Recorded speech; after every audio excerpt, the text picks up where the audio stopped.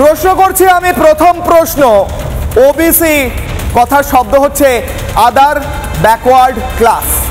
যে ক্লাস, যে সম্প্রদায় বা যেই সেকশন তারা পিছিয়ে পড়েছে, ব্যাকওয়ার্ড, পিছিয়ে গিয়েছে, অর্থনৈতিকভাবে পিছিয়েছে, সামাজিকভাবে পিছিয়েছে। এটা ধর্মের ভিত্তি করে হতে পারে? তো হয় কি ধর্মের ওপর ভিত্তি করে কে পিছিয়ে পড়েছে কে পিছিয়ে পড়েনি ঠিক করা যায় কি?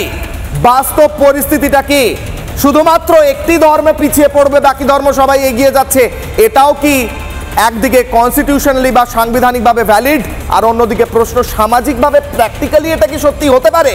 প্রশ্ন থাকছে 56টি সম্প্রদায়ের মধ্যে 80টি সম্প্রদায়ের মধ্যে 56টি সম্প্রদায় একটি ধর্মের থেকে আসছে, এটাই বা কি করে হতে পারে স্যার? আমার এটাও প্রশ্ন থাকছে। কিশলয়ের অগ্নিবাণে আজ আমার প্রশ্ন, আজ আমার অগ্নিবাণ। মমতা তোষণের বিশ্রী রূপ কি ওবিসি শংসাপত্র? বিজেপির অভিযোগ থেকেই তুলে ধরছি আজকে কিশলয়ের অগ্নিবাণে।